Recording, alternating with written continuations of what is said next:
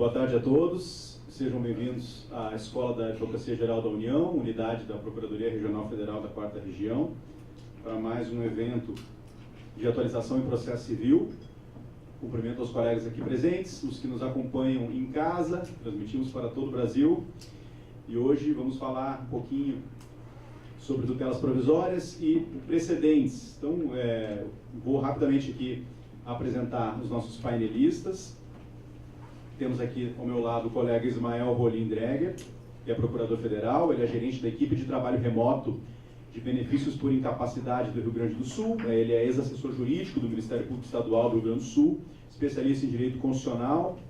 Meu nome é Rafael Machado de Oliveira, eu sou procurador federal, estou como gerente da atuação prioritária aqui na PRF da 4ª Região, sou especialista pela UNB, processo civil, e sou professor na escola da AGU.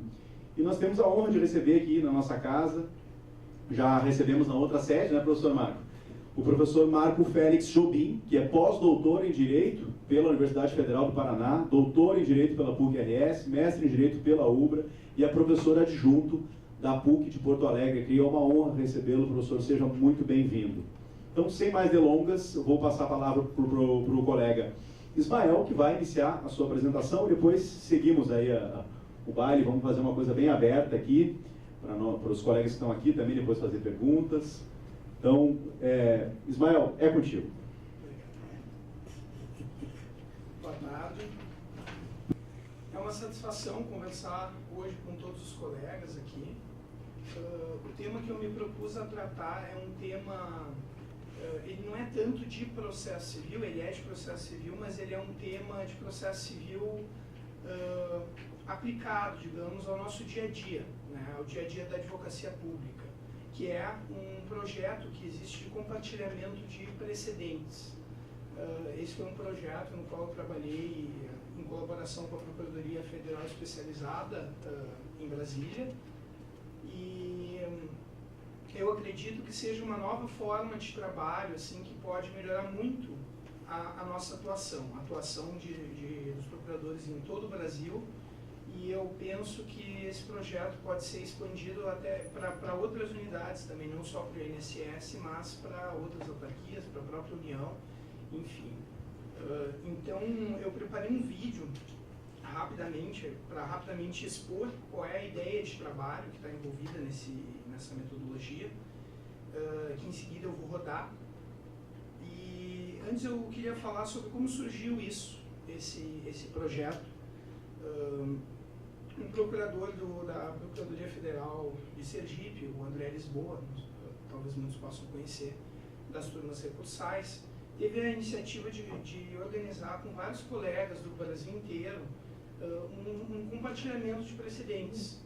Então a ideia é que os colegas assim vissem aqueles precedentes relevantes que pudessem servir para colegas de outros estados balizarem a sua atuação, fazerem recursos para as instâncias superiores.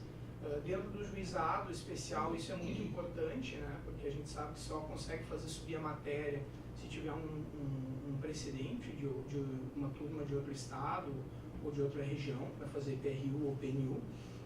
Então eles organizaram esse compartilhamento de uma forma informal, inicialmente dentro de um sistema pago, né, pelo próprio André, o Dropbox, e vários colegas colaboraram, enfim. Isso deu origem a uma planilha de precedentes que foi construída com 127 teses diferentes, classificadas em 15 categorias, tá? Todas de matéria previdenciária e processual. Uma planilha no qual era possível a gente ter noção da jurisprudência de várias localidades do Brasil e já saber se uma matéria comportava a possibilidade de recurso, não comportava, se tinha algum precedente que poderia ser utilizado, que não poderia. E eu fui chamado, na verdade, para fazer uma conferência dessa tabela antes da divulgação. E eu enfrentei a primeira dificuldade, que foi a questão do acesso aos precedentes, porque eles estavam todos mencionados de forma organizada na planilha, mas eu entrava no site das turmas, entrava no site dos tribunais, e mesmo com o número do precedente eu não conseguia localizar. porque os sistemas de consulta de jurisprudência ao redor do Brasil são bem precários.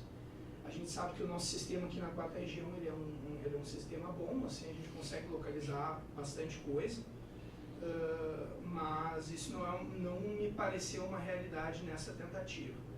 E conversando com o André, eu acabei percebendo que, na verdade, o mais importante era a forma de trabalho como os colegas estavam se organizando para realizar esse produto que foi a tabela de precedentes.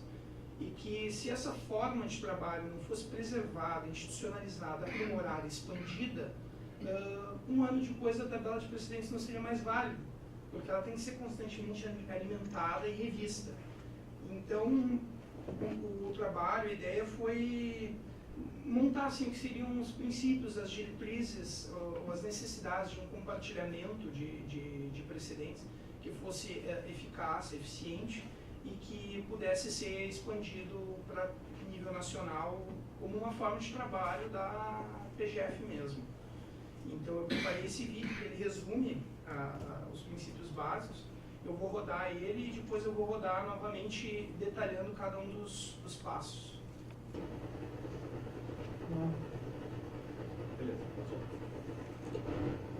Projeto de compartilhamento de precedentes, PGF, PFE e INSS. Apresentação, Ismael Olinderegger.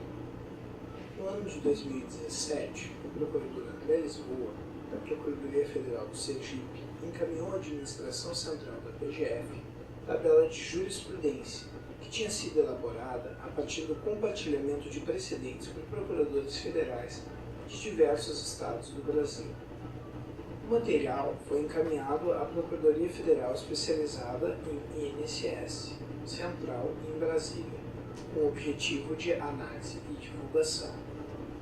Durante a análise, contudo, se percebeu que a tabela de jurisprudência era o produto de um novo e revolucionário paradigma de trabalho, baseado no compartilhamento de precedentes.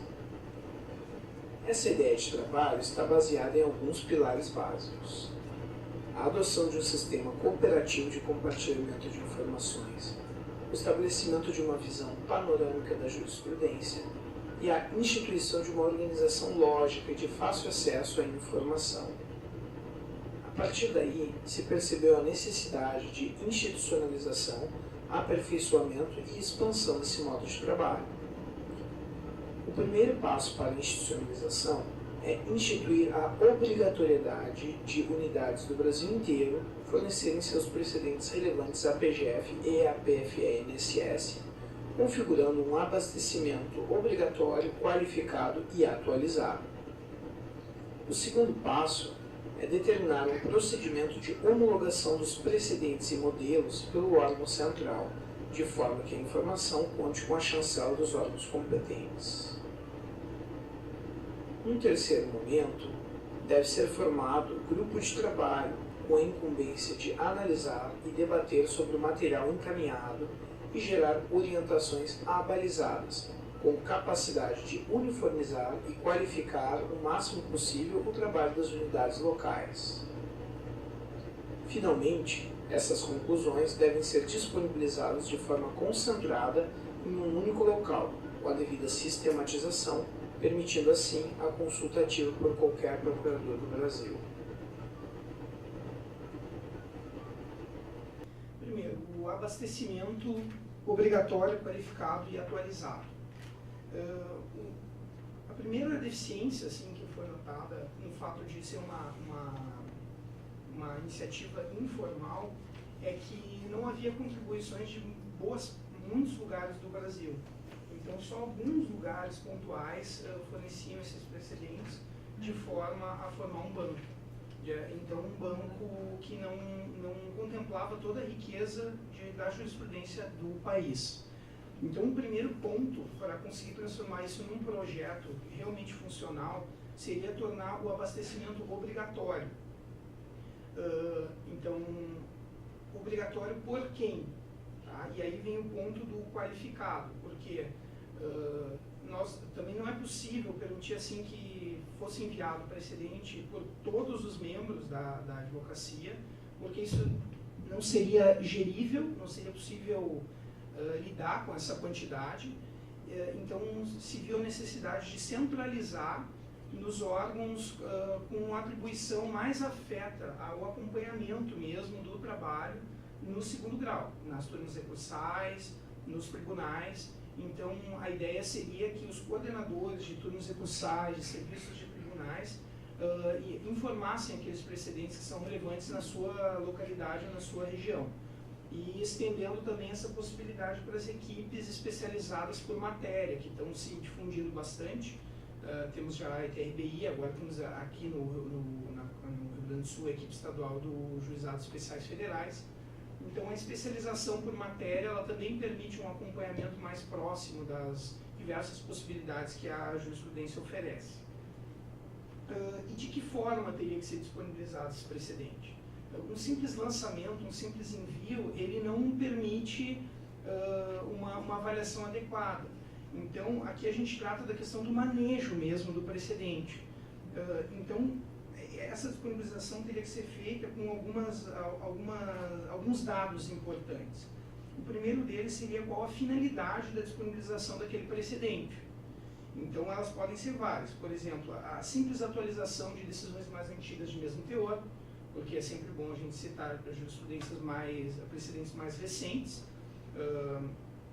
Poderia ser a inclusão de um precedente aplicando o mesmo entendimento, acaso com circunstância fática que contém alguma diferença relevante em relação às decisões já lançadas na planilha.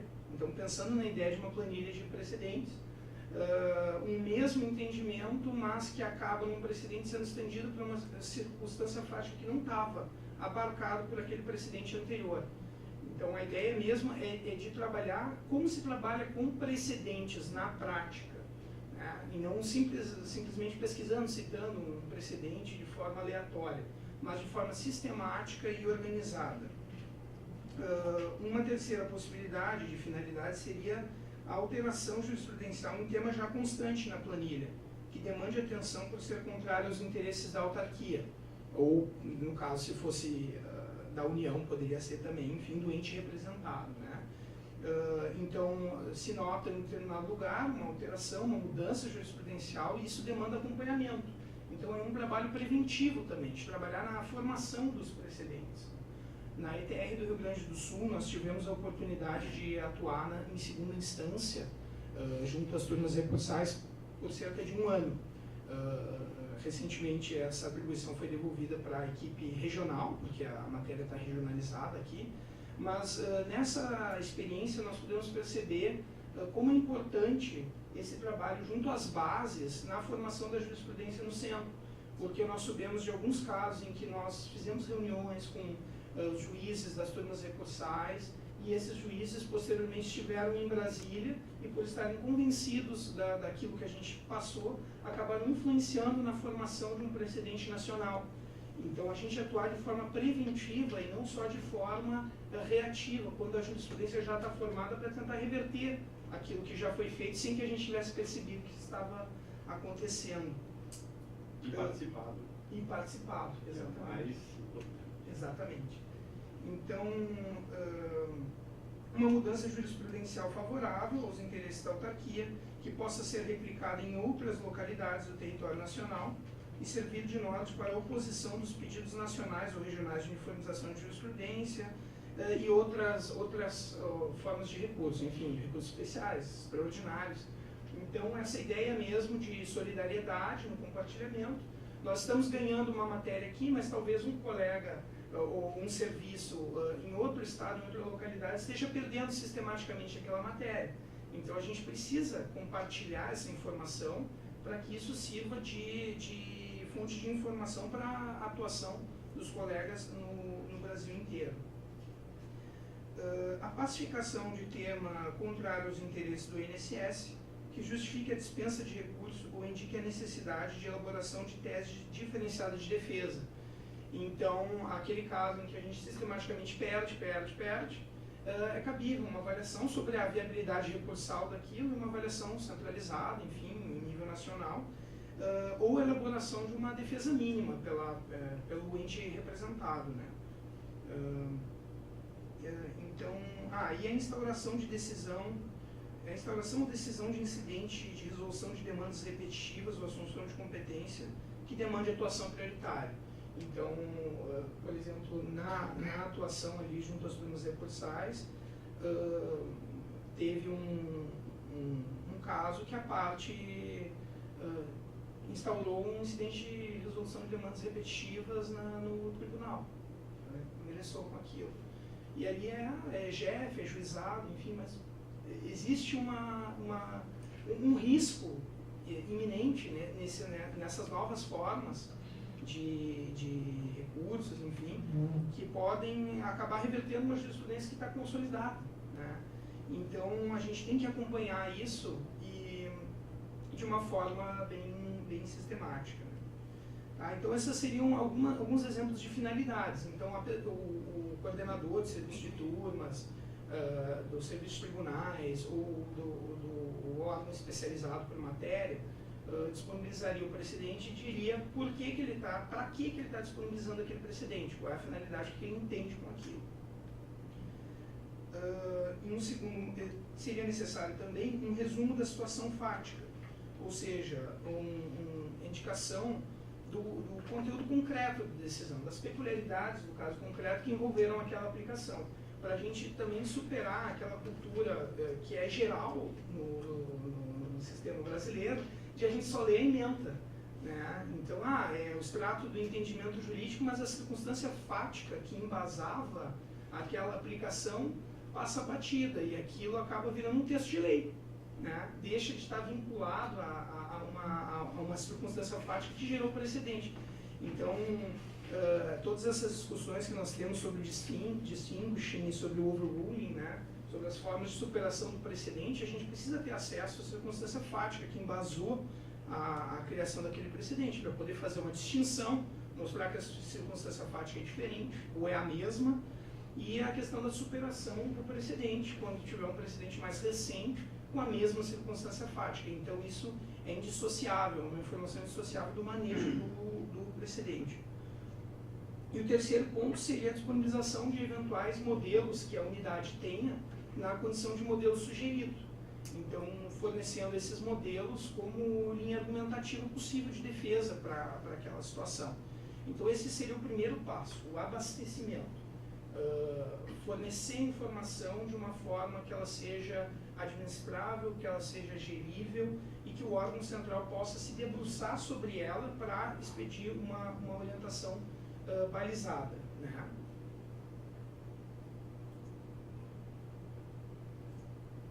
Então, o segundo ponto seria a homologação, a chancela do órgão central.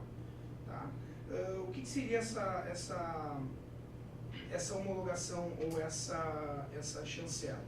Tá? Seria realmente o órgão central receber aquilo, né?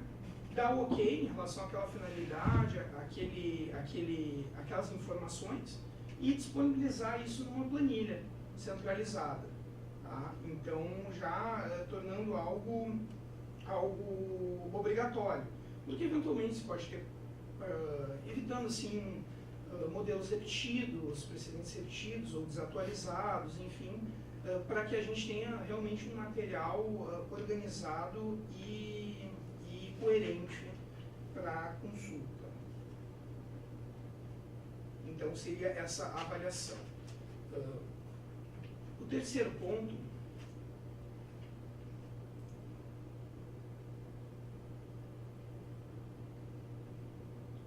seria a criação de grupos de trabalho com o objetivo de analisar todo esse material, porque, logicamente, se a gente for pensar no tamanho do Brasil e na quantidade de temas relevantes, isso não é trabalho para uma ou para algumas pessoas. Seriam necessários grupos de trabalho, talvez temáticos, para se debruçarem de forma ou permanente ou periódica. Poderiam ser convocações periódicas para se debruçarem sobre aquilo, analisarem todo o panorama dos precedentes sobre cada tema, os modelos, e aí compilarem isso numa orientação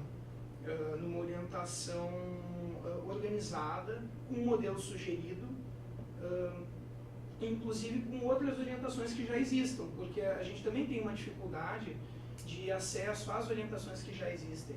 Se a gente quer saber o que já existe sobre um determinado tema dentro da PGF, a gente tem que pesquisar, tem que ir atrás, enfim, tu não sabe se encontrou tudo que era relevante sobre aquela matéria. Então é muito difícil de acompanhar, porque são feitas na forma de recomendações pontuais. Sai uma recomendação sobre um determinado tema e a atuação deve ser dessa forma. Muitas vezes vem por e-mail, né? E aí se tu não tem uma gestão tua própria daquilo, se tu não está um certo tempo na casa, se tu chegou hoje e quer saber o que aconteceu, o que é relevante, tu não consegue. Então tu fica perguntando para os colegas o que precisa, o que não precisa, e isso é uma questão de gestão da informação. Se a gente tivesse uma planilha na forma de forma organizada e com os precedentes, com hiperlinks para as recomendações importantes referentes àquele tema, com modelos sugeridos, e aquela planilha ela conteria os links para todo o material necessário que tu precisaria, inclusive para os próprios precedentes, como uma forma de disponibilização. E com base nisso, gerar orientações, gerar modelos nacionais, facilitando o trabalho do procurador que atua na ponta. E, finalmente, a última e também muito importante questão é a disponibilização dessa informação de forma sistemática, então a questão da própria planilha, com hiperlinks e tudo, e concentrada da informação. Um lugar onde constassem todas as informações relevantes que qualquer pessoa, qualquer procurador do Brasil inteiro pudesse acessar a qualquer momento para pesquisar de forma ativa um tema que ele precise, com o qual ele precise lidar. Isso porque a gente sabe que os procuradores da ponta, eles não lidam muitas vezes com uma demanda muito grande, um volume muito grande, eles precisam de acesso rápido à informação. Então isso seria uma forma de fazer a informação girar, que é a finalização do vídeo, né? Quando retorna para as bases. Então a informação ela sobe de uma forma organizada, ela é submetida a uma homologação, uma chancela, ela é disponibilizada como informação, depois ela passa por uma avaliação, uma interpretação, uma compilação, geração de orientações, disponibilização centralizada, devolução para a origem. E assim a gente poderia... E isso possibilitaria também com que o órgão central tivesse mais informações para tomar essas decisões. Porque é muito difícil tu definir uma matéria em nível nacional, uma estratégia, sem tu saber o que está acontecendo em cada um dos estados da federação. As realidades são muito diferentes, muito díspares. Então, esse é o projeto. Ele foi aprovado pelo órgão máximo da Procuradoria Especializada em INSS. Ele também foi aprovado pela PGF e ele está em vias de implementação, ele aguarda implementação. A maior dificuldade que existia era como compartilhar esses precedentes, porque isso era feito através do Dropbox, que era uma ferramenta paga. Hoje, esse compartilhamento está sendo feito através do OneDrive, que é uma ferramenta parecida com o Dropbox, e que a AGU tem convênio com o pacote Office. Então, isso já está conveniado e já está abrangido, já é de certa forma, embora ainda não regulamentado, é institucional. E se estudam outras possibilidades de disponibilização. Né? O próprio Sapiens, tá? Nós conversamos na época com o Lang, o Eduardo Lang, que é um dos criadores do Sapiens, e ele referiu que havia um projeto, que hoje o Sapiens é um sistema de gestão documental, um sistema de gestão de documentos, foi o que ele referiu na época. Mas que havia um dos grandes projetos é transformar o Sapiens num sistema de gestão da informação. Tá? Então seria criado um módulo de gestão da informação dentro do Sapiens para viabilizar a gestão da informação. Isso poderia ser incorporado dentro desse módulo. Então, eu conversei com ele, inclusive, recentemente, ele me relatou que esse projeto está aguardando a finalização da taxonomia pela AGU, Então ele está em andamento. Claro, a gente sabe que são projetos grandes, enfim, e existe essa possibilidade, essa perspectiva e outras perspectivas, talvez compartilhar em algum sistema enquanto isso não acontece, né? E então isso está em fase de estudos. O que eu quero colocar é que essa foi uma questão que surgiu dentro do contencioso previdenciário, mas me parece uma forma de trabalho viável para qualquer tipo de atuação, para qualquer área de atuação.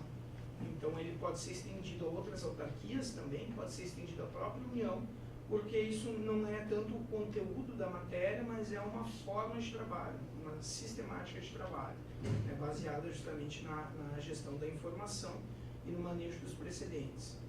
E então esse grupo de trabalho teria algumas competências. Eu também enunciei de forma exemplificativa quais poderiam ser as atribuições, as competências desse grupo de trabalho, como definir as melhores estratégias processuais para o enfrentamento do tema nas diversas instâncias judiciais, definir hipóteses de dispensa recursal, ratificar os modelos sugeridos pelas unidades locais, fazendo as eventuais adequações necessárias, identificar os casos que exigem maior aprofundamento no que se refere ao direito material aplicável, com encaminhamento para a elaboração de defesas mínimas, e definir casos que demandam acompanhamento prioritário e atuação direta pelos órgãos centrais.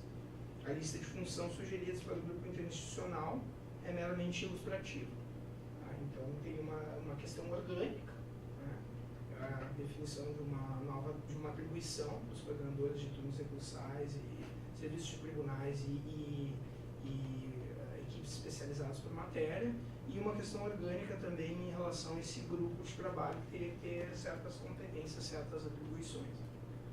E com isso eu encerro a apresentação, espero que tenha sido útil. A abordagem foi bem prática e o objetivo é a gente realmente pensar a forma como a gente trabalha e formas de melhorar o nosso trabalho no nosso dia a dia em relação às questões, as demais questões precedentes. Tenho certeza que o Marco vai fazer uma abordagem excelente e eu passo a palavra para ele e agradeço. Só queria fazer um comentário. Muito obrigado, Ismael. Bom, quem atua em juizado sabe, né, dessa dificuldade. Eu costumo dizer que o juizado é um sistema um pouco perverso. Ele é muito bom para o autor, mas para o réu, principalmente para nós que representamos o INSS, nos traz enormes dificuldades. E uma delas, a perversidade do sistema recursal, né? Eu brinco que o juizado é onde o absurdo, o teratológico, transita em julgado por falta de paradigma. Quer dizer, você precisa fazer o pedido de uniformização, mas simplesmente não consegue encontrar um outro paradigma para fazê-lo. E isso desde da origem, aqui também começou em 2002, aqui em Rio Grande, nos juizados, então a gente sofre muito com isso. E atento a essa dificuldade, o STJ e o CJF criaram esse projeto, que eu até divulguei entre os colegas recentemente, que é o Corpus 927, que é nessa tentativa de racionalizar a busca por precedentes, né? Então, eu até, da Infam, coloquei para os colegas e hoje eu tenho buscado jurisprudência ali, uma tentativa de compilar, né, essa questão. Então, espero que o projeto vá para adiante, espero que a gente consiga colocar isso dentro do Sapiens, né, uma ferramenta de inteligência jurídica que a gente está planejando, ter isso dentro do nosso sistema de peticionamento. Bom, sem mais delongas, então, passo a palavra para o professor Marco. Perfeito. Aproveitando o silêncio, queria perguntar para o doutor Ismael, você conhece a ProcWiki? Não. É algo que está meio em desuso, mas era uma iniciativa da PFE e INSS que funcionava como uma Wikipedia. Então, você pesquisava ali por tema, dentro desse tema já ia ter ali o precedente, se já tem dispensa de recurso ou não tem, eventualmente um modelo, alguma descrição. A diferença, assim, é que está acessível dentro da rede, quem tem acesso à rede do INSS, né? Portanto, que era uma coisa da PFE e INSS, mas com uma senha ali você tinha acesso a todo esse universo, era o universo mesmo, eles já querem os dados do INSS, tá? Dados do INSS estão aqui. O que já tem de geral disso aqui, tá? Uma lista também. Mas é tudo feito sem essa homologação, era como uma wiki. Qualquer colega que se sentisse habilitado a atualizar um determinado tema, ia lá e colocava, e o tema ficava ali para outros irem acrescentando, como exatamente igual ao formato da Wikipedia, a plataforma mesmo. Era uma iniciativa muito interessante, servia, alcançava o Brasil inteiro. Hoje está meio em desuso, não sei, pararam de alimentar, acho que não, perdeu-se o foco desse sistema, mas era bem interessante. Isso é interessante porque, claro, a chancela, enfim, ela não exclui o compartilhamento natural que acontece entre os colegas, a troca natural que acontece entre os colegas, né? Então, isso é muito válido também, muito importante, né? Aliás, é como a gente vem trabalhando até hoje, né? A gente vai trocando com os colegas, modelos, enfim. A ideia disso seria expandir e institucionalizar, né? Ter um momento posterior a esse do compartilhamento. Mas interessante, obrigado. Posso? Quanto tempo tem? Meia hora? Pode ser. Então tá. Pode ser? Então, muito boa tarde a todos e a todas. Eu agradeço primeiramente ao Rafael pela apresentação e pelo convite, também estendo a Márcia, que tem sido uma parceira já há algum tempo. Na verdade, eu me perdi na vinda, né? Como eu sempre palestrei lá na Mostardeiro, eu parei lá, desci, todo gardelito, né? Fui, desci, eu estava subindo lá para o auditório, quando veio, fui barrado. Não, é lá na Carlos Gomes, aí. Fiz toda a volta, errei ali, foi terrível. Mas chegou. Cheguei. Parabenizo o Ismael. Na verdade, depois eu vou te colocar em contato com um grande pesquisador, amigo meu, que é o Edilson Vitorelli. Não sei se já ouviu falar. Para mim, ele é o cara que vai mudar o processo coletivo brasileiro. Enfim, é um pesquisador sensacional. E ele tem um banco de precedentes na Mackenzie, por um projeto de pesquisa que ele já ganhou pelo 2º ano consecutivo. Eu avaliei o projeto de pesquisa 2 vezes, agora já não é mais segredo, na época era. E ele tem feito um trabalho dentro da Mackenzie só para reunir os principais precedentes do Brasil, e ele está bem avançado nisso, já está 2 anos pesquisando, com uma gurizada de bolsistas ajudando ele. Então acho que vai ser muito legal esse contato entre vocês, porque, enfim, esse é o motivo que a gente está aqui. Cumprimentar todos e a todos os presentes, o pessoal online, a Micaela, vou fazer um tipo de bairrismo aqui, né?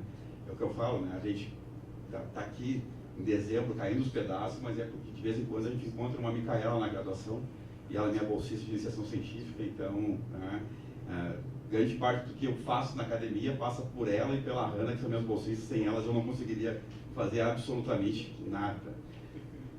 Bom, seja bem-vinda e volte sempre. Não, a casa está... Trabalha aqui, né? Sim, eu sou estagiário do DESC também. Olha aí, ó. Nós somos 386 pessoas aqui, não é? Eu imagino. Não, eu não obrigo ela a estar aqui, ela vem porque ela aqui. Na verdade, sim, eu estava vindo e tinha 2 grandes temas. Tutelas provisórias, tutela de urgência e evidência e precedentes.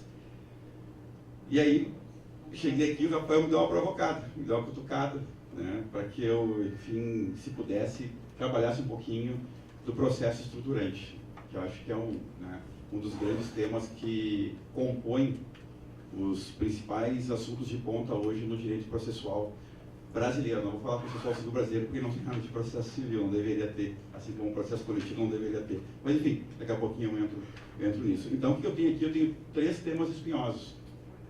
Acho que de repente, sim, os 3 piores temas para falar num auditório, se fosse maior, recheado de processualistas, e que eu fosse aplaudido, né, ou vaiado por metade, seriam esses 3. Por quê?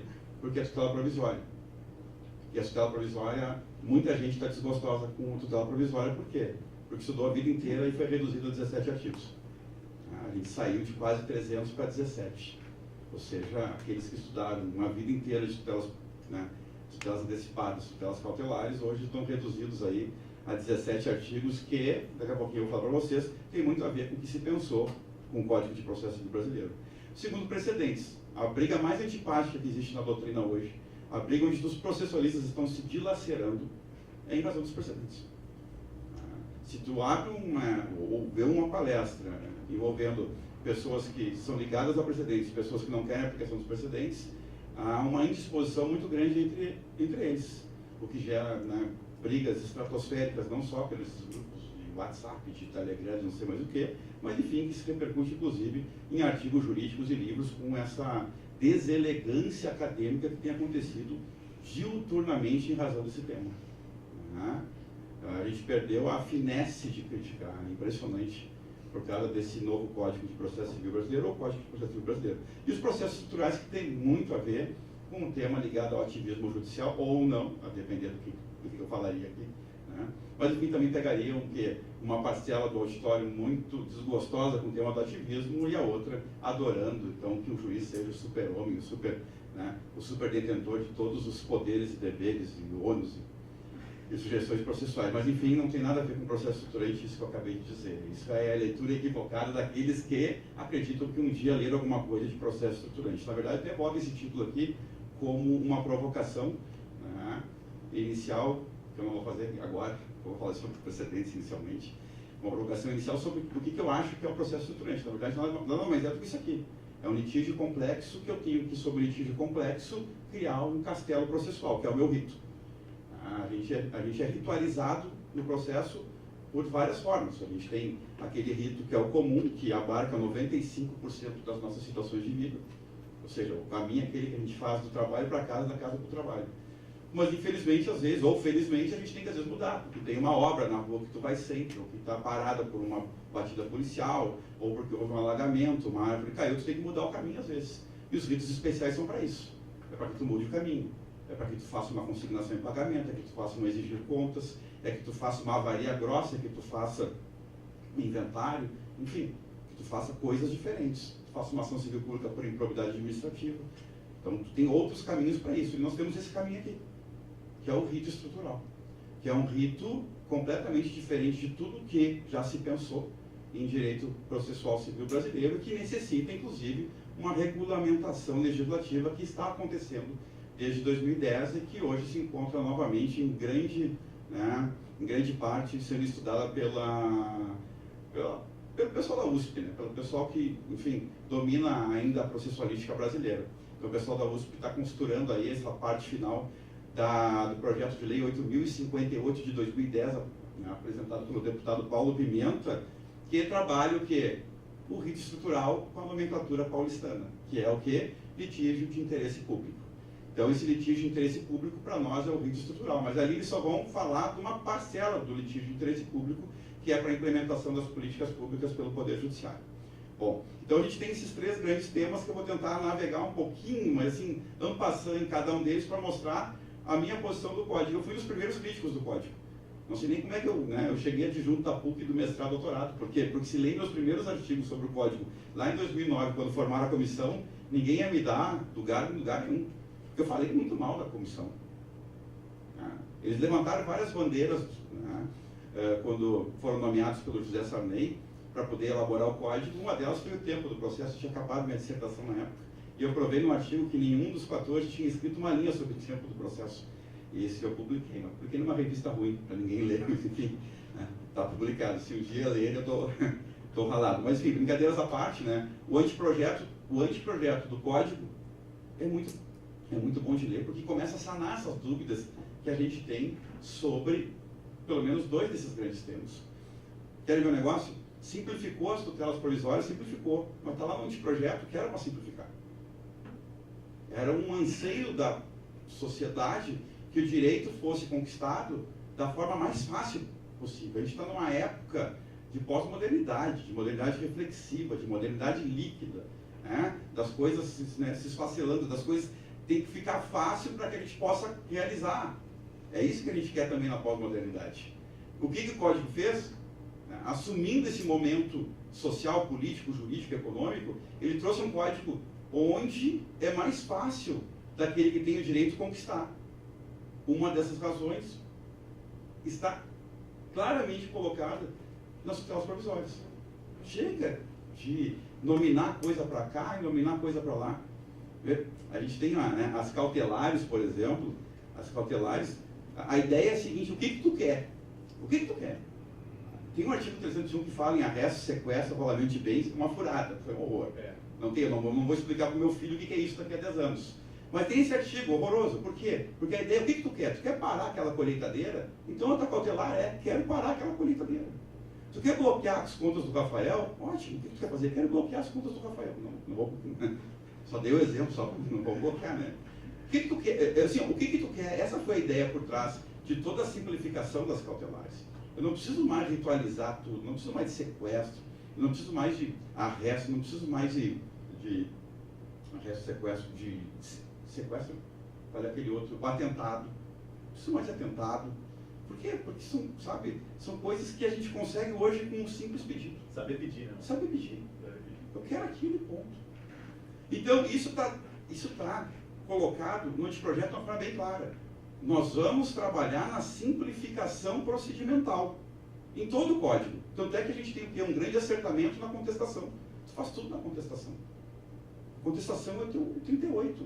Tu faz impugnação ao valor da causa, tu faz exceção de incompetência absoluta e relativa, tu faz reconvenção, tu faz impugnação à gratuidade, tu faz tudo, faz lá. Para ficar mais fácil, fica adiantado.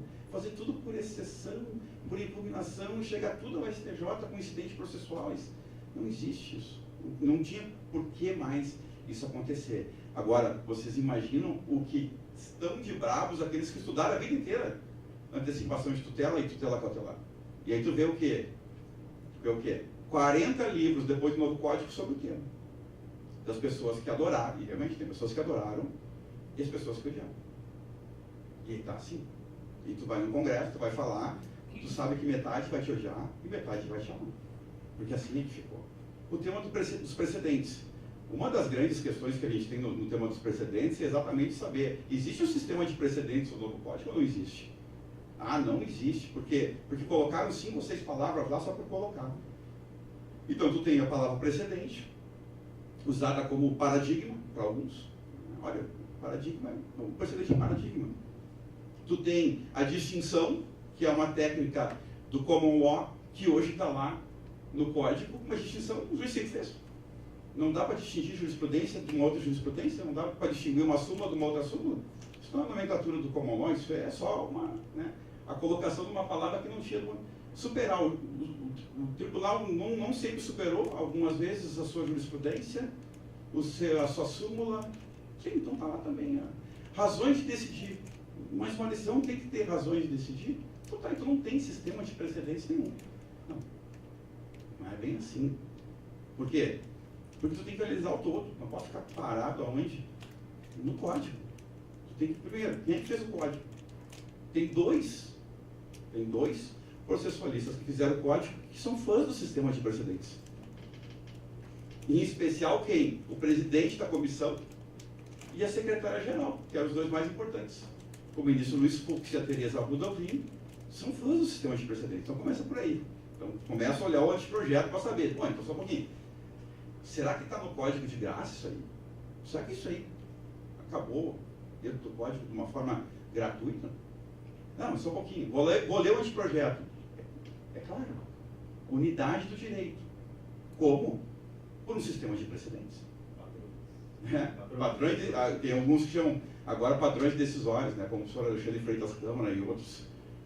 Enfim, mas está lá. A palavra precedentes e o alcance da unidade do direito por eles está no anteprojeto. Então, aquilo que foi para o código não foi de graça. Não é essas palavras que saíram do nada e magicamente foram colocadas ali. Elas têm uma razão de ser. Elas têm uma razão de estar ali. Então, eu estava vendo o Ismael falar aqui sobre distinção e superação. São coisas que a gente vai ter que aprender a mexer, a aplicar para que a gente possa, ao fim e ao cabo, saber se a gente tem um sistema de precedentes. Como no Common Law, um sistema de precedentes à brasileira, que já tem teses que foram defendidas sobre essa questão. Então a gente tem esses dois temas bastante espinhosos, né? E você sabe que aqui no Sul a gente tem uma briga muito grande entre unicinos, por exemplo, e a URGS. Há um descontentamento muito grande entre a unicinos e a URGS. Por quê? Porque são paradigmas diferentes de pensar o direito. Ninguém está... Veja bem, todo mundo quer a mesma coisa, todo mundo quer que o direito seja igual. Para mim, isso não é.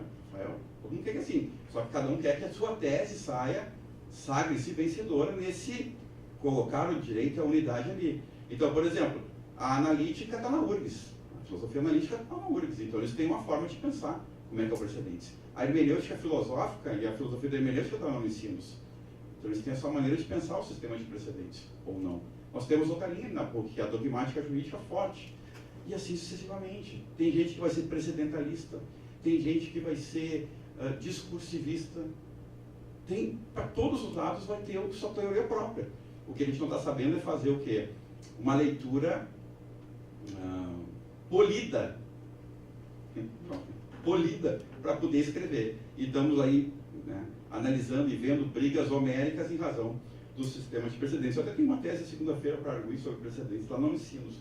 Não comecei a ler ainda, vou começar a ler amanhã, mas quero ver o que né, o candidato ao título de doutor escreveu. E a gente tem esse litígio complexo, né, de direito estrutural, que aí sim, se a gente já acha que é difícil entender as novas tutelas provisórias, porque elas foram simplificadas, o difícil era antes, tinha 300 artigos.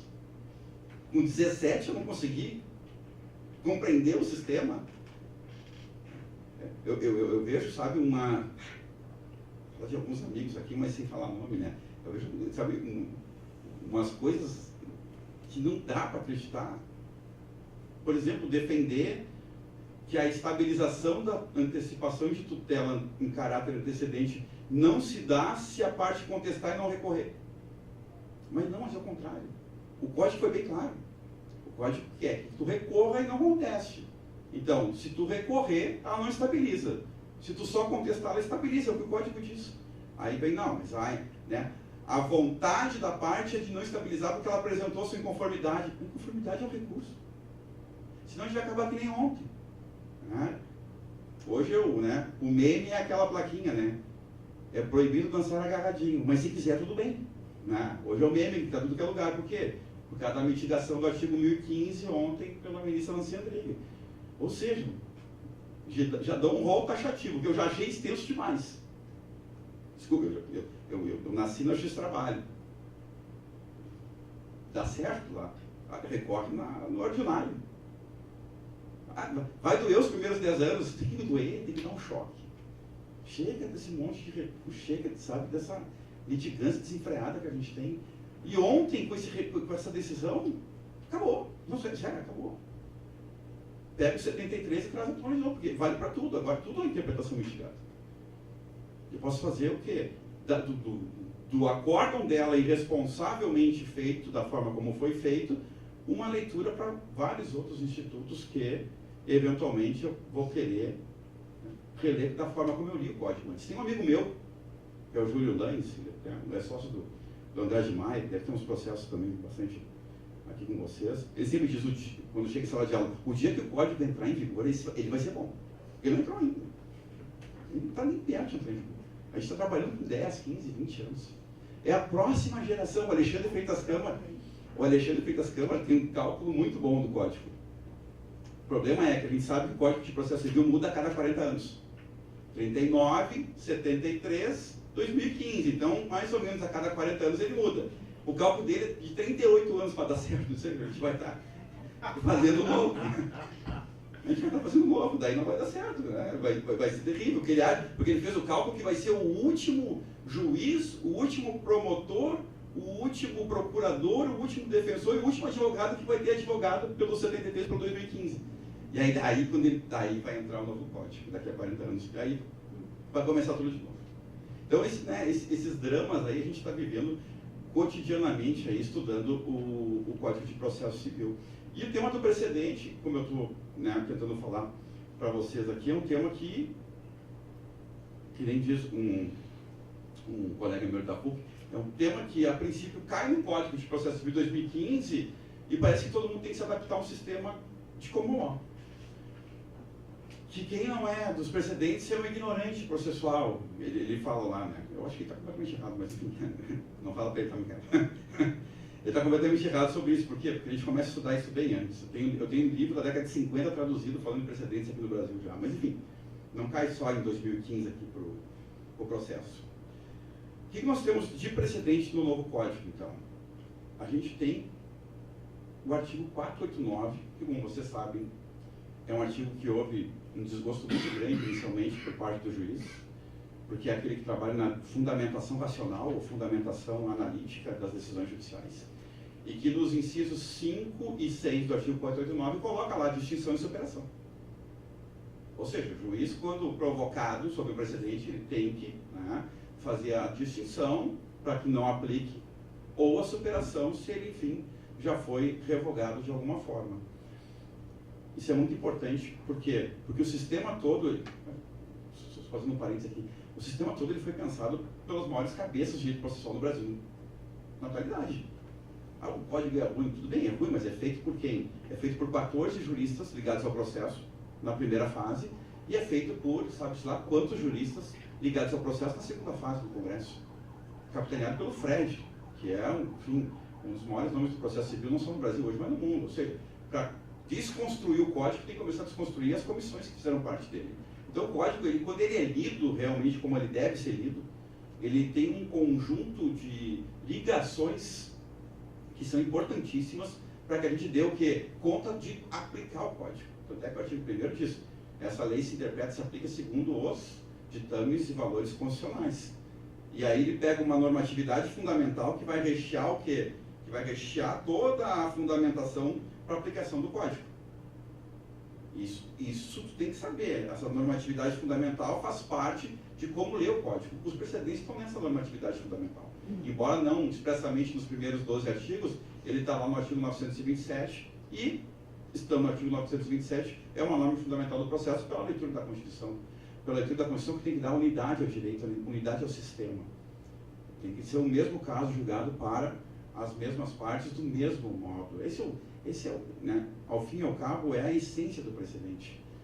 Então, como é que eu faço? Eu escrevi vários artigos sobre precedente já. Então, como eu tenho muita coisa para falar, eu vou tentar, assim, da forma mais fácil do mundo, dizer algumas coisas que eu acho que são importantes, porque parece antipático falar isso, mas não é, porque os autores americanos escrevem assim. Os autores americanos, quando vão falar de precedentes, eles escrevem de uma forma fácil e com exemplos fáceis, para que a gente possa, ao fim e ao cabo, entender. Se vocês começarem a ler o Frederick Schauer, que é um dos principais autores americanos que escreve sobre o tema, os exemplos que eles vão dar são mais ou menos caricaturados como o que eu vou dar para vocês agora, tentando mostrar como é que se faz uma distinção. Thinking like a lawyer. É? Thinking like a lawyer, isso mesmo. Como? Eu pego, por exemplo, o exemplo dos meus filhos, para falar sobre precedentes. E fazer distinção. Que é o que ele faz lá no livro Thinking Like a Lawyer, mas não é esse. É o The Force of Law. Ele conta exemplos como eu vou contar aqui agora, né? A gente, 2 filhos, 2 guris, não sei quem é que tem, é terrível. Ainda mais com pouca diferença, um com 8, um com 5.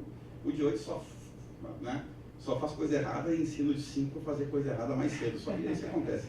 Então, jantar, almoçar, sair é drama geral. Então o que a gente faz? Janta perto sempre do uma área kids. Escolhe estrategicamente o restaurante e janta dentro de uma área kids, perto de uma área kids.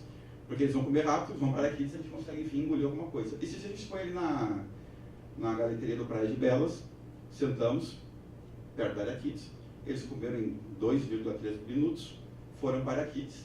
Nós fomos começar a jantar, aquela gritaria dentro, só os dois, dentro da área kids, quando vê um carrinho desse tamanho, passa no meio do salão, quase derruba o garçom com a sopa, enfim, e eles vêm os dois correndo atrás. E aí tu faz como tentar te ensinar, pega pelo braço, desce até a altura do rosto e fala, filho, seguinte, carro, aqui não. Por quê? Porque pode fazer com que o garçom caia a sopa em alguém. Então, carro aqui, de forma nenhuma, aí é sanção. Explica daí a função. Se o carro passar de novo aqui, você vai chegar em casa e você não vai poder jogar videogame. Porque as coisas bem, né? Bem que a gente sabe que não pode fazer, mas a gente faz. Tá certo, filho? Tá, pai. Volta para dentro da área kids, nós vamos, enfim, dar a primeira garfada no galeto e vai uma bola picando. Quase cai todo mundo de novo, vem os dois correndo, tu pega e fala, filho, tu tá sem videogame. O que ele faz? Não, pai. Não, pai, mas é verdade. Os maiores conhecedores de precedentes são as crianças. Não, pai, por Como que não, filho? Não. Por quê? Porque tu falou que não podia carrinho. A bola está liberado. Isso é uma distinção. Isso é distinguish. É distinguish. Não tem outra forma de explicar a distinção senão essa. O que a gente faz por estar no sistema de civil law? O que a gente faz? O que nós fazemos com a nossa vida, com as nossas crianças e com nós mesmos? Nós pegamos na primeira vez que ele fez com o carro e fala, filho, brinquedo aqui não, viu? O que eu fiz? Abstrair, abstração. É lei, não é precedente. Bem, agora ele não pode brinquedo. Agora, vê o âmbito, veja bem, o âmbito de interpretação que ele vai ter quando ele chegar novamente na área kids. Ele vai olhar, agora ele vai começar a pensar, a bola é brinquedo ou não é brinquedo? A Barbie porque são dois livros, mas enfim, hoje não posso falar, hoje vou falar Barbie também, Barbie. É brinquedo ou não é brinquedo? O carrinho eletrônico também é brinquedo, o carrinho de madeira é brinquedo, o He-Man é brinquedo. Ou seja, a gente abstraiu, a gente fez isso com eles. A gente nasce com essa sensação de fazer essas distinções, mas a gente mata pelo nosso sistema. O nosso sistema é esse. O nosso sistema é de abstrair as coisas. Então, essa é a primeira coisa que a gente sabe quando a gente vê distinção. E isso é muito interessante, porque eu escrevi um artigo alguns anos atrás, muito interessante, foi um dos primeiros no Brasil, sobre distinção, que vai mostrar para vocês que eu estou certo. Existe um caso na Suprema Corte da Califórnia, se não estou enganando, chamado Escola versus Coca-Cola. Na verdade, o que eu fiz? Eu trouxe uns 25 casos para analisar aqui. Já estou com meia hora, não posso falar mais de nenhum. Não te preocupa com Não, mas não, cara. Coisa que eu mais me preocupo, por quê? Porque o Ismael criou um precedente. É 30 minutos. É um precedente de 30 minutos. Depois a gente faz os debates. Mas agora, nesse momento, tem que cumprir o precedente criado pelo Ismael. Senão eu vou fazer o quê? Eu vou fazer uma coisa que não é contrária ao que eu estou falando aqui. Mas enfim, só para falar para você do caso Escola versus Coca-Cola. Escola não era uma escola, era a Gladys Escola, que ela era o quê? Ela era uma funcionária de uma lanchonete nos Estados Unidos. E a Coca-Cola era distribuidora, né? Era Coca-Cola, Butler, não sei o quê, CEO.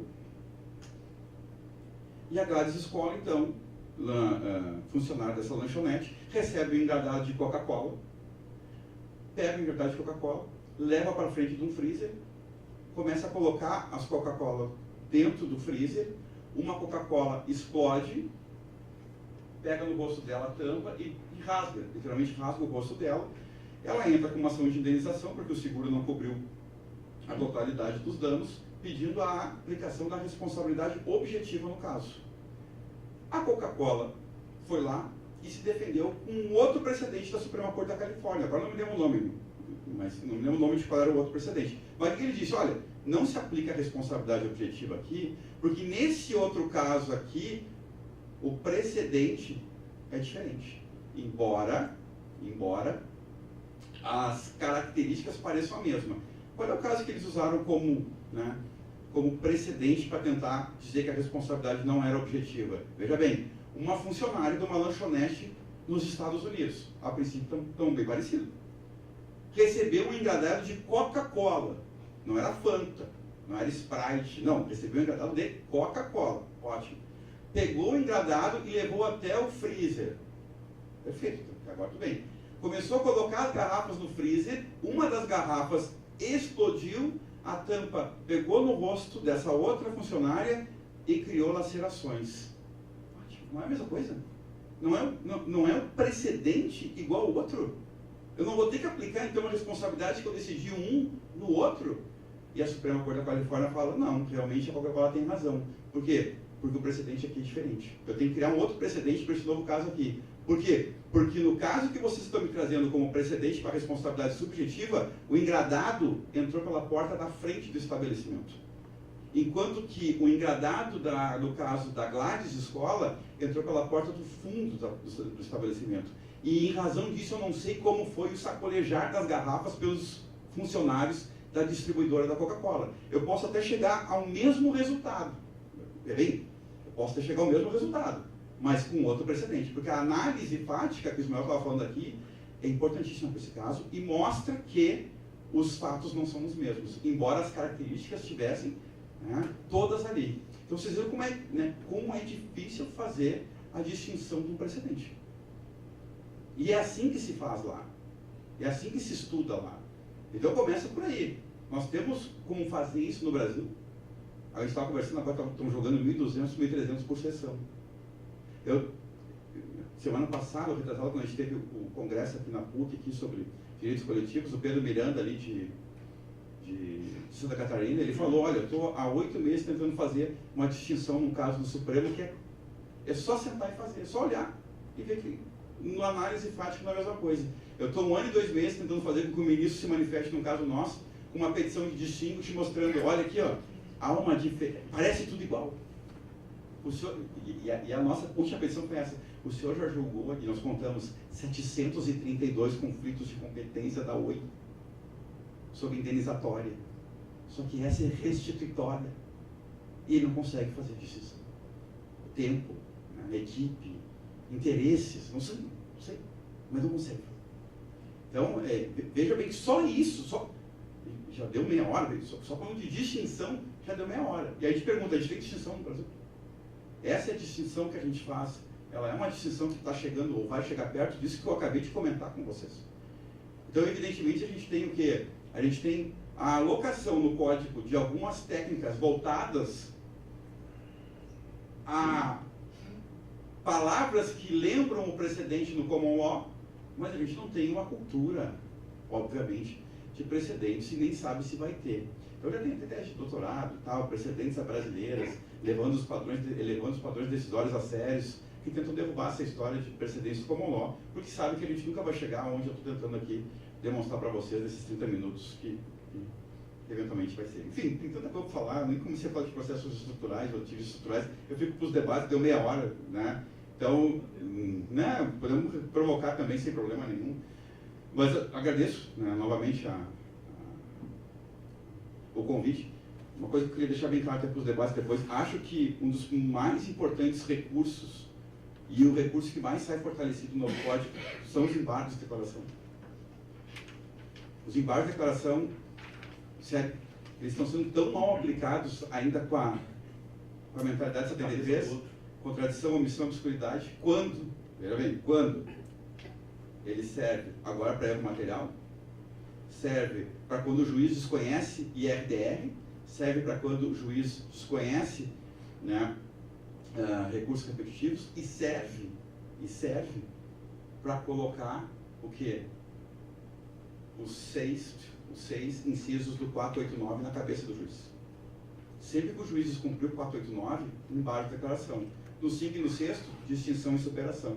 Ou seja, os embargos de declaração são onde, digamos, não é só para o juiz, é para todo mundo, são o recurso para domesticar sobre o novo código.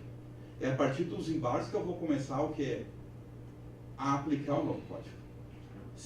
Os embargos se tornam um recurso, se bem compreendido pelo judiciário, que não está sendo, se torna um recurso muito fortalecido. O problema é o manejo. Eu vejo ainda processualista dizendo, cabe para tudo. Não, animal, não cabe para tudo. Se tu não achar essas 7 hipóteses, cabe apelação, cabe especial, cabe extraordinário, cabe interno, cabe divergência. Agora, se for uma dessas hipóteses do 2022, é embargo. Deve ser embargos. Porque aí tu vai mostrar nos embargos o que, doutor, a distinção o senhor não fez o que eu requeri lá atrás. Muda tudo. Muda a advocacia, muda tudo. A superação o senhor não fez, eu pedi lá atrás. Esse é o grande recurso para a gente conseguir, enfim, aplicar melhor o código. Agradeço de novo aí a oportunidade de falar um pouquinho com vocês e muito obrigado. Bom, eu vou funcionar como mediador aqui. Nós temos alguns minutos para o debate. Muito obrigado, Ismael. Muito obrigado, Marco. Esse é um primeiro passo, né? A gente está levantando aqui a escola na PRF. Gostei muito do que o Clóvis falou no início, porque nós aqui somos o maior escritório de advocacia do mundo, o pessoal fala, somos mesmo, né? A gente fica perguntando, será que na China, na Índia, alguém tem mais processo que nós? Acho que não tem como ter mais processo que nós. E isso, então eu achei legal o Clóvis falou assim, eu vim aqui para descansar a cabeça um pouco. E vocês dois fizeram isso. Vocês fizeram a gente relaxar, a gente entrar numa outra vibe, que é uma coisa muito importante. É importante que os colegas tenham essa percepção, que a gente vir para cá para debater esses temas. Então, vocês voltarão, certamente, e poderemos tratar de todos esses outros temas. Vou começar aqui a fazer uma pergunta, então eu vou pegar um gancho, já que você falou. Quando eu atuava lá no Rio, eu me lembro que eu dialogava muito com a desembargadora federal aposentada Liliane Roriz, que hoje trabalha até na marca, em um grande escritório de patentes. Mas ela falava isso, o embargo de declaração é o recurso mais importante do processo civil brasileiro, ele é o último grito do réu. E eu consegui fazer um distinguishing quando eu estava lá trabalhando na matéria administrativa, até vou comentar aqui o tema com os colegas, mas o tema era o seguinte: servidor público recebeu indevidamente uma verba e era consolidada a jurisprudência do STJ que, se houve um erro de interpretação da legislação pela administração, não era cabível a devolução daqueles valores. Só que no meu caso, houve um erro operacional, foi um erro processamento da folha. E daí, naquela ocasião eu fiz os embargos de declaração e já americanizando, né, eu já intitulei o recurso, falei, embargos de declaração para fins de distinguishing. E coloquei, não, aqui não foi erro de interpretação da administração. Aqui foi um erro no processamento da folha, foi erro de software, foi erro operacional. Destranquei o resto. Foi acatado na vice. É o grande desafio do advogado, né? Fazer o distinguishing. E ainda mais agora que os nossos recursos vão ser julgados por robôs, né? Com todos esses sistemas. Então, queria colocar esse exemplo, que acho que é o grande desafio realmente do advogado. E eu pergunto, coloco para debate, lanço aqui, se o juiz de primeira instância, me parece, sai muito fortalecido, quer dizer, trabalhar na primeira instância, trabalhar a causa, maturar ela, insistir numa fundamentação, despachar, né? A vida forense brutalizou com essa quantidade de processos, perdeu. O foro era o lugar onde os advogados se encontravam, todo mundo se reunia, debatia as teses, né? E hoje parece que o advogado bem-sucedido ele quer contratar outro para ir no foro para ele, né? Um jovem advogado que ele não quer ir no foro. Então, eu lanço essa questão. Se o juiz não está mais fortalecido agora, porque depois vai subir, vai ficar muito difícil, vai entrar robô na parada, o recurso vai ser o Victor, né? Agora lá do Supremo, vai ler automaticamente, já vai lançar a decisão, no STJ também tem softwares nesse sentido.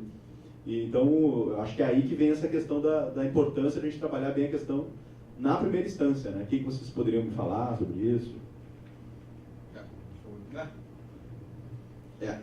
Nós estamos enfrentando uma dificuldade muito grande com os juízes de primeiro grau em relação à aplicação do código. O que tem acontecido? Eu tenho tomado, não uma, não duas, não três, mas já algumas multas por embargos procrastinatórios, que eu tiro no TJ depois, que minha advocacia é mais na estadual, enfim, eu tiro no TJ depois. Por quê? Porque, obviamente, a lei diz que eu devo fazer o recurso e provocar a distinção ou superação do caso concreto. Só que isso não tem sido bem, né, aceito pela magistratura de primeiro grau. Ontem mesmo, né, veja bem, é interessante, né? A juíza deu uma decisão em que ela cita uma decisão que já não existe mais no STJ, porque não é mais a decisão liminar que existe no caso, já teve uma decisão de mérito que substitui a liminar, e na liminar era contra nós, mas a de mérito é a nosso favor. E ela cita a decisão liminar, para dizer que a gente não tem razão. E diz no final dos embargos, se provocar essa matéria de novo, vou considerar procrastinatório. Citando uma decisão que não existe mais no STJ. O que eu vou fazer? Eu vou ter que agravar? Ou eu vou atrás, ou eu vou tentar domesticar... Vai ter que conversar com ela. Não, já conversei, é o processo mais conversado do escritório. O problema é que realmente tem uma diferença entre aquilo que eu estou interpretando uma decisão e ela. Mas nesse momento em que ela redecide a questão, ela cita algo que não existe mais. E ela diz, se embargarem, eu vou considerar... Já é horrível. Se embargarem, eu vou considerar procrastinatório. Recorre, faz agravo de instrumento, é o que ela está me dizendo. Então é aquilo que a gente está falando, vai demorar um tempo. Vai demorar um tempo, vai doer. Vai ter multa. Que eu vou tirar no TJ, não é multa por má fé. É outra coisa, é multa por ato procrastinatório. É outro tipo de multa, não dói tanto. Na gradação da multa é multa por atentado à dignidade da justiça. Essa DOI, multa por má fé, multa por ato proposicionatório. Então, é um ato proposicionatório que eu vou tentar tirar.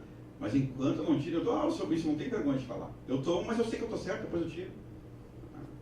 Vou mostrar como há a resistência. Então, acho que realmente deveria sair mais forte o juiz de primeiro grau. Nos litígios estruturais, se vocês verem o projeto de lei, há uma diminuição gigantesca dos poderes de juiz, em troca do que? Da negociação, na troca do diálogo, que é uma das normas fundamentais do Código. E, enfim, ninguém está se entendendo, ninguém está parando, sentando e conversando.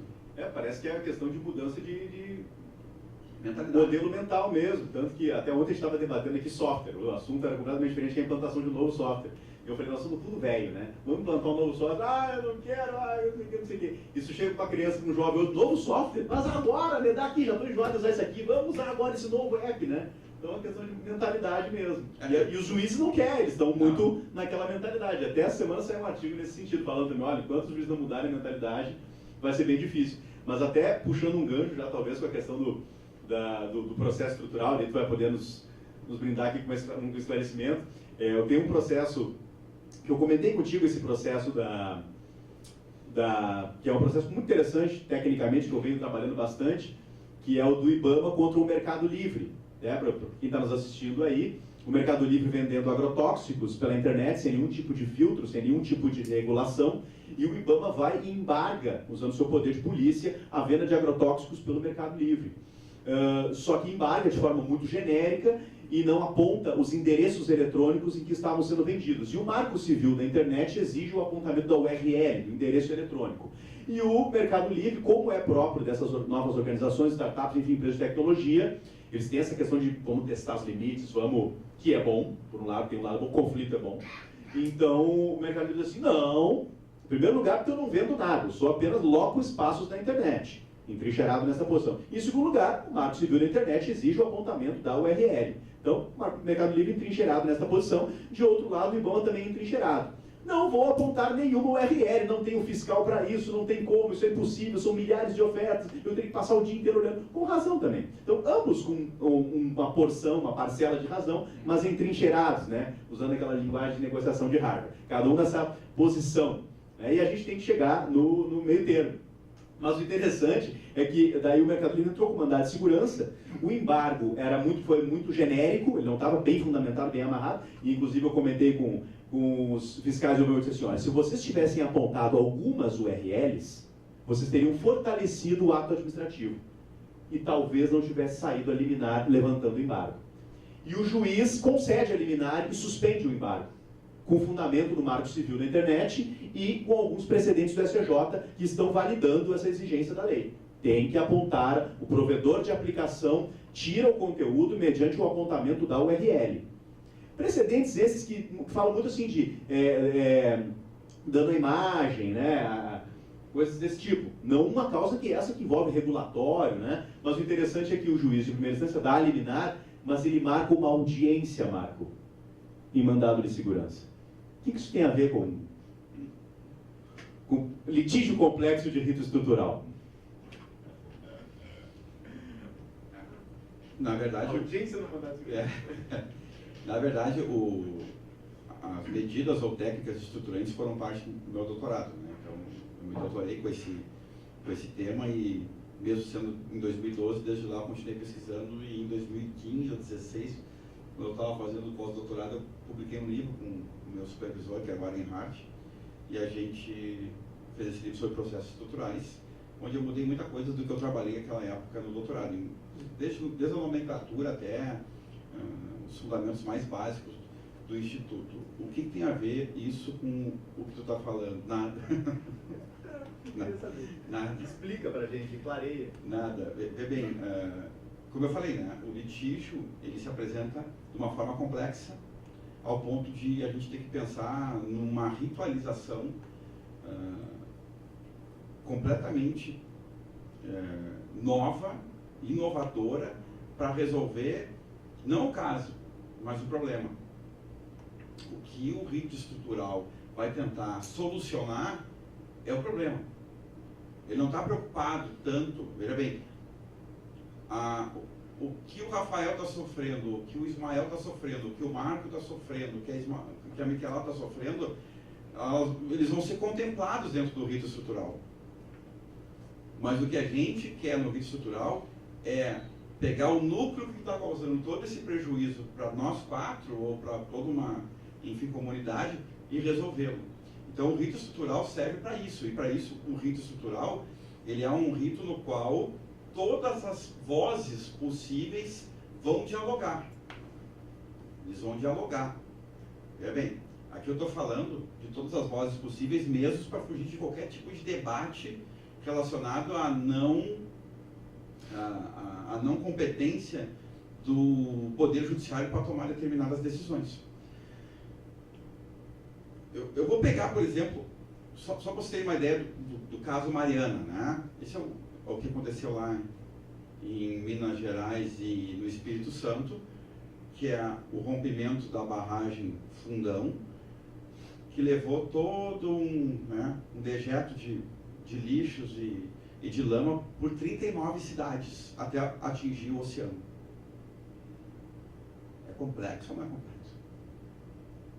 Bem, eu olho para o chão, eu olho para o que está acontecendo. Bah, tomei um cagaço.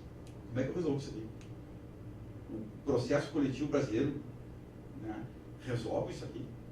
Ou ele vai indenizar as pessoas que estavam na margem do rio tal, vai dar água para as pessoas que estavam na margem do rio tal, a cidade que foi, né, afetada só por lama, vão fazer uma limpeza, vão reconstruir casas, tudo bem, isso são os acessórios. Mas o núcleo essencial de tudo que foi causado por uma barragem, né, rompida, vai ser também acertada nesse tipo de processo. Então, veja bem, de 39 cidades, pensem quem é o competente para falar sobre as decisões principais desse processo. Nem pensem nas cidades, nas comarcas, pensem em qual estado. Ou pensem se o lixão do Fundão entrou tantos quilômetros adentro do oceano, se não pega competência internacional. Vê bem, a margem da complexidade está aumentando. A margem da complexidade está sempre aumentando. E aí tu fica olhando, né, para aquilo que está acontecendo nos danos. Né? Tem gente que ficou 15 dias sem água. O exército foi para a rua ajudar as pessoas com caminhões-pipa. Ótimo. Mas teve pessoa também que perdeu o filho. Teve pessoa que ficou sem pescar. Teve pessoa que ficou sem trabalhar. Teve pessoas que perderam casas. E eu, quando dei essa palestra lá no Espírito Santo, para os juízes e desembargadores que queriam ouvir sobre as coisas mais teóricas do litígio complexo de crise estrutural, eu estudei muito um relatório da FGV sobre os danos aqui de Mariana. E teve um dano que explica quase tudo que eu quero dizer aqui para vocês. Que era um estudo relacionado a demonstrar que as pessoas perderam as suas amizades. Tá certo que às vezes a gente dá graças a Deus, né? Graças a Deus não vou ser amigo do Marco. Deixa assim, mas as pessoas perderam suas relações afetivas, sociais e amorosas. E aí uma das questões desse relatório era se havia possibilidade da construção de um centro, né, relacionado exatamente a congregar novamente essas pessoas para que se unissem novamente, que os laços que foram rompidos pudessem ser reatados. Tá? Bem, a construção, né, de um abrigo para que as pessoas possam se reencontrar, conversar e, enfim, e manter as suas relações perpetuadas. Tá, mas como é que eu faço isso? Eu tenho que ouvir primeiro os lesados. Primeiro que eu tenho que fazer. Por isso que a ideia já dessa legitimidade está toda sendo modificada pelas novas teses que estão sendo propostas aí por várias pessoas que têm legitimidade para ajuizar. Eu tenho que ver o que eles querem. O que eles querem mesmo. Isso é prioridade, voltar a ser amigo de alguém, voltar a ter relação social, voltar a ter essa relação econômica naquele determinado... Tudo isso está relacionado a esse processo que vem a partir desse litígio que foi, né, altamente complexo. Por isso que essas novas categorias, tem esse Vitorelli que eu quero te apresentar, a tese de doutorado dele foi para criar novas categorias, que ele fala que as categorias criadas pela lei do consumidor não adiantam nada, só atrapalham, né? Os direitos individuais homogêneos, os danos coletivos e os individuais, coletivos e difusos. Então assim, só atrapalha. Isso aí só é pauta quando tem que tirar o direito de alguém. Então ele criou os danos globais, os danos locais e os danos irradiados, que é quando tu vai no litígio e vê o que está acontecendo. Isso aqui é o quê? Isso aqui é uma área cujos danos são irradiados. Eu tenho tudo que é tipo de dano aqui, que é o que a gente está falando para vocês. Então eu preciso construir um tipo de rito apropriado para tentar dar conta de tudo isso aqui. Então essa casa construída para reatar laços sociais, vamos ouvir todo mundo. Vamos ouvir quem é que tem a possibilidade de arcar, que é a empresa que causou o rompimento da barragem do Fundão. Vamos ouvir os lesados se eles querem isso. Vamos ouvir como os municípios podem ajudar. Vamos ouvir então o executivo. Vamos ouvir se há a possibilidade do legislativo fazer um projeto de lei para dar uma mão aqui. Vamos ver se a gente pode fazer uma licitação dentro desse processo. Vamos ver se a gente pode fazer uma concorrência pública dentro desse processo. Mas para isso tudo eu preciso de diálogo. E a lei essa dá conta dessa parte de diálogo. Vê bem, digamos que isso aqui fosse já um litígio a ser regulado pela lei, que não saiu ainda, que é o projeto de lei 8.058. A primeira coisa que o juiz faz não é decidir. A primeira coisa que o juiz faz é comunicar a pessoa que deve recompor o dano para que ela apresente um plano de pagamento, um plano de recuperação do local atingido pelo dano, pelo desastre. Então eu faço o seguinte, eu vou notificar lá a empresa do Ismael, para que em 60 dias ele diga, Ismael, diz a gente como é que vai resolver isso aqui. Aí o Ismael vai dizer, não, 60 dias não dá, então tá, 120. Bom, aí o Ismael vai fazer um plano, como se tem na recuperação judicial. O maior exemplo de litígio estrutural que a gente tem é uma recuperação judicial, hoje no Brasil. Então eu queria estar numa recuperação judicial. Então o Ismael vai lá e vai entregar um plano, olha, o plano é esse aqui. Aqui nessa cidade eu vou fazer tal coisa, aqui nessa cidade eu vou fazer tal coisa, nesse rio aqui eu vou ter que fazer uma... Né? E vai dar o plano. Ótimo. O plano vai ser julgado pelo juiz? Não. A partir do plano, eu vou começar a ouvir todo mundo. Então eu vou chamar a sociedade civil, vou chamar os lesados, vou chamar o executivo, vou chamar o legislativo e vou ouvir as pessoas sobre o plano. Todo mundo concordou? O juiz não fez nada ainda. O juiz é mero espectador até agora nesse processo. Ótimo, todo mundo concordou? Homologa o plano. Vamos implementar o plano. Começa a fase da implementação do plano, para resolver isso aqui. Ótimo. Fizemos, então, 3 anos, que foi o possível fazer dentro do plano apresentado.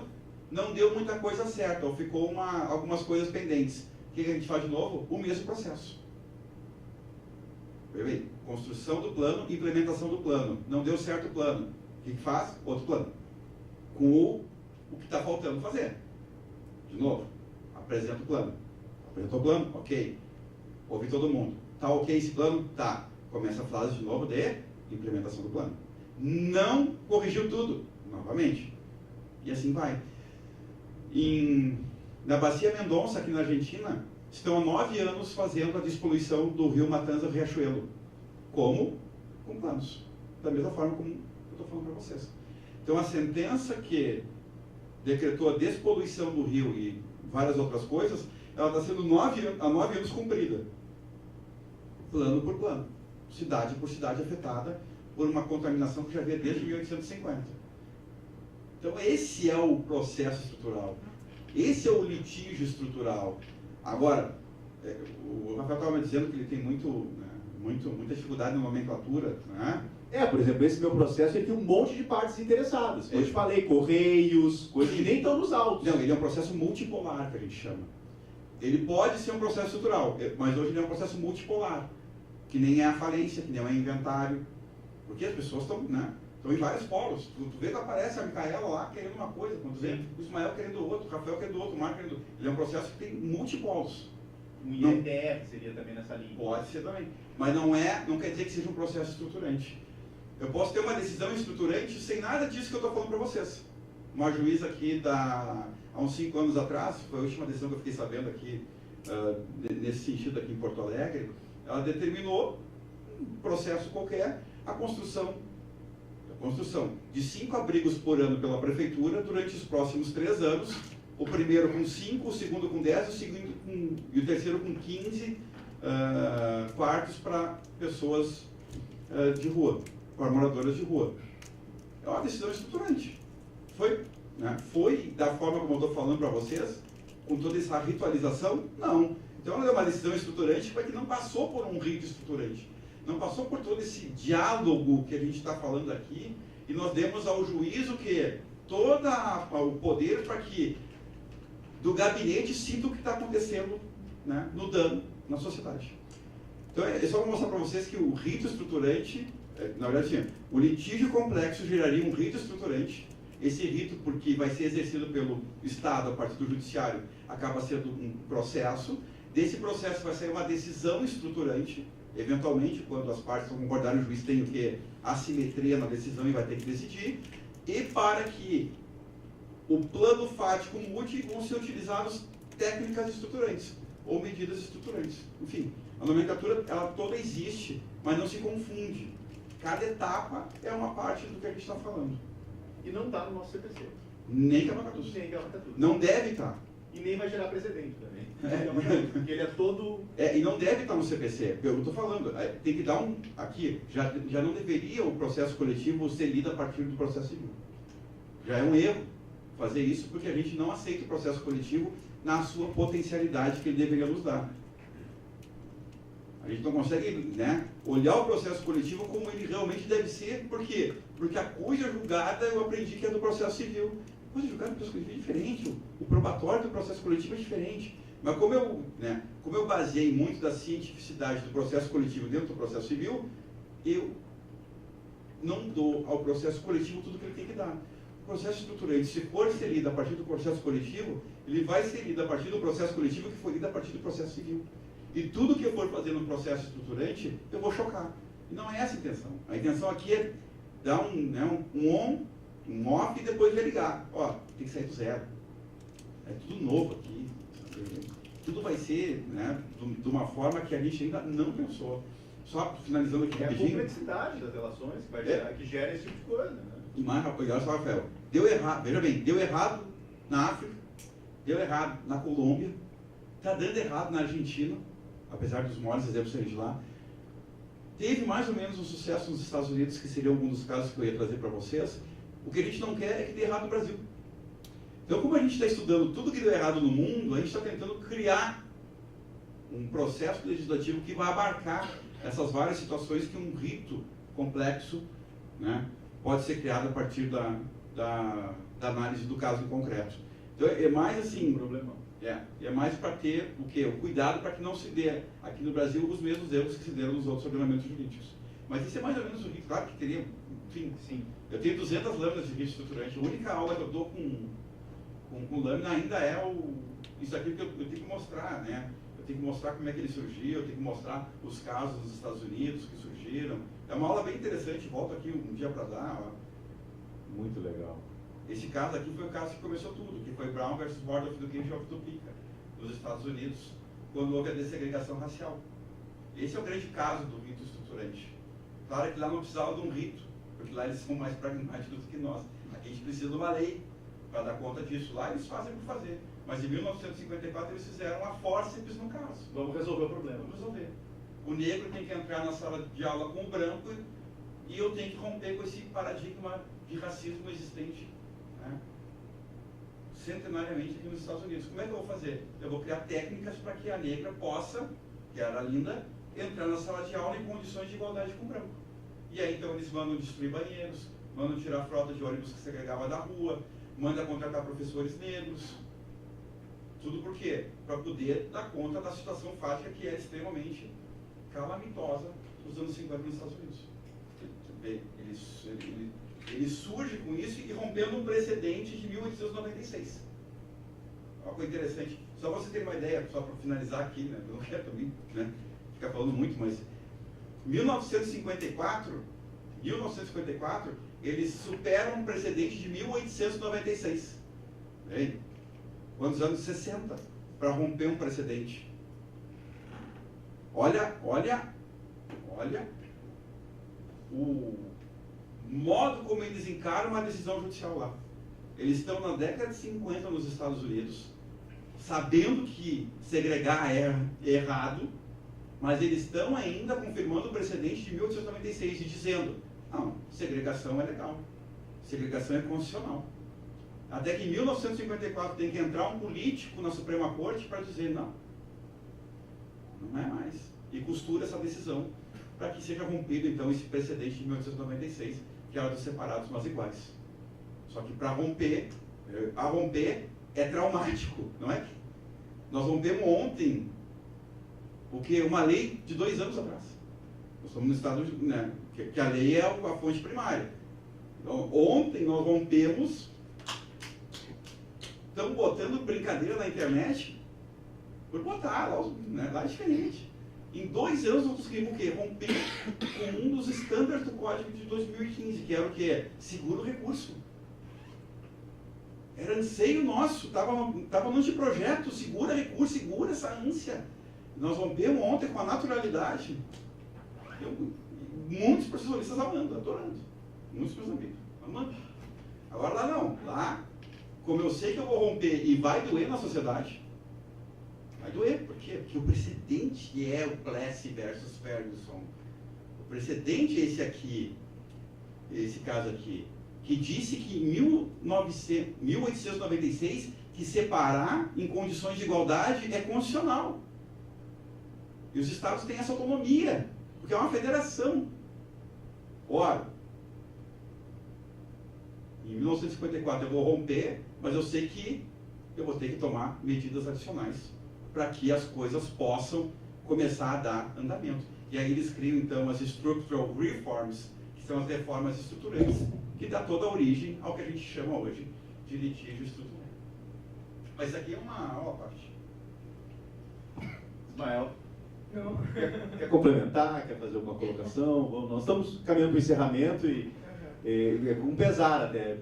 Mas é legal, fica com o gostinho de quero mais. Voltaremos certamente e vamos, porque a gente tem esses processos que são processos que a gente olha. O Clóvis está aqui, que trabalha com IRDRs também, até o presidente do TRF agora esse dia deu uma visão, isso é um problema, porque é um monte de gente que tem que falar, e aqui é meio autoritário, né, a coisa, né? Eu não quero ouvir todo mundo, né? Vamos simplificar, a gente quer, é aquela coisa, a gente quer resolver problemas complexos de forma simples, e isso é impossível, não tem como. Mas o Clóvis trabalha com IRDS, que agora tem 8 partes, tem um monte de amigos cúria. Os meus processos também, que eu estou trabalhando aqui na matéria administrativa, também são muitas partes. Então são processos complexos que vão exigir soluções igualmente complexas, não soluções autoritárias, porque senão nós vamos ficar com sentenças e acordos, decisões que não servem para nada.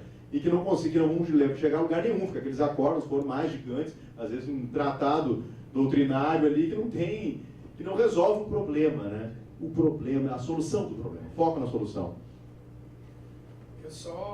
Uma vez um amigo meu, ele comentou comigo assim, ele disse que nós deixamos de ser operadores do direito e viramos estivadores do direito. Então, a gente lida com uma quantidade absurda de processos no Brasil. A realidade em outros países a gente sabe que não é assim, né? E eu acho que isso acaba fomentando essa mentalidade assim, de dar uma solução simplificada, rápida. Às vezes a gente se surpreende assim, quando vai conversar com um juiz, assim, percebe que ele não sabe o que ele está decidindo. Então, por quê? Porque é linha de produção, né? É linha de produção.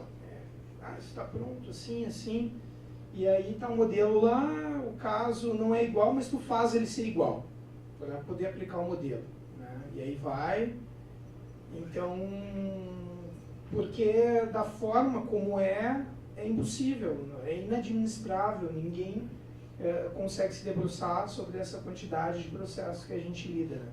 Então, talvez para a gente conseguir mudar essa cultura, a gente teria que pensar em formas de resolver fora, né? E eu acho que existe uma questão cultural também, porque muitas vezes o que a gente discute é simplesmente assim, olha, tu sabe que é meu direito, mas não quer atender, né? Vai procurar teus direitos, vê se tu consegue. Então, E eu vejo também uma outra questão que está sendo levantada pela escola da AGU, né, sobre a JG, assistência judiciária gratuita, que eu acho que isso tem que ser repensado, porque eu acho que processo sem risco é um problema. Se tu tem um risco de prejuízo, tu pensa 2 vezes antes de entrar com ação judicial. A reforma trabalhista mostrou isso, né? 36% de redução. Exatamente. Então, só considerações pragmáticas, assim, e elogiar, muito interessante essa discussão toda e fundamental, né? A gente conseguir sentar e conversar e realmente colocar o juiz em posição de igualdade com as partes, o juiz como um ator cooperativo do processo, né? Vem mais ou menos no espírito de tudo isso, de toda essa alteração. E eu não sei se assim, de forma apropriada ou não, mas eu fiquei pensando, enquanto eu te ouvia descrever o que seria um litígio estruturante, eu fiquei pensando que parece uma grande reunião de condomínio, assim. Parece uma assembleia de condomínio, que tem um síndico, um presidente, que vai coordenar ali os trabalhos, né? E as pessoas vão resolver o problema de alguma forma, né? Não sei se a analogia é apropriada, mas eu achei bem interessante assim, essa ideia toda. Obrigado. Bom, é um até breve, né? Porque agora que a semente está plantada, né? Marco, queremos que você volte e, quem sabe, vamos fazer essa aula aqui, né? E vamos trazer mais estagiários e mais gente jovem, porque às vezes talvez a gente esteja muito velho para essas ideias avançadas, para a gente chegar, né, implementar isso, né? Mas tem que plantar sementes, Eu sou a favor da negociação, sou a favor de soluções, tem que encarar problema complexo, solução complexa. Então é um até breve. Ismael, espero que você volte aqui, já quem sabe com um sistema, né? Uma coisa já mais avançada. Então já te convido para voltar aqui com um projeto mais avançado, da gente poder trabalhar com inteligência artificial fazer esse repositório dentro do nosso sistema, para nos ajudar também, porque, enfim, nós vamos ter que tocar essa massa de processo. Então, até com alguns instantes, alguns minutos de antecedência, eu declaro encerrados os trabalhos e vou conceder o certificado, agradecer mais uma vez. Muito obrigado. Obrigado. Obrigado. O professor marca uma pastinha completa com tudo e